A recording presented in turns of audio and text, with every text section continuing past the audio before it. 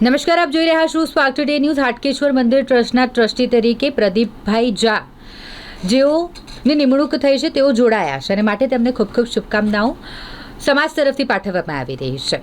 વડોદરા શહેરમાં ખૂબ જ જાણીતું ઓલ્ડ સ્કૂલ રેસ્ટોરન્ટ જેના માલિક પ્રદીપભાઈ ઝા, જેઓ હાલમાં જ હાટકેશ્વર મંદિર ટ્રસ્ટના ટ્રસ્ટી તરીકે ટ્રસ્ટ સાથે જોડાયા હોય અને ત્યારે તેમનું સ્વાગત કરવા માટે ખાસ આયોજન કરવામાં આવ્યું હતું. પુષ્પગુચ્છ આપી તેમનું સ્વાગત સન્માન કરવામાં આવ્યું અને સાથે જ આ પ્રસંગે બાળકો માટે જમવાની સેવા પણ પૂરી પાડવામાં આવી હતી.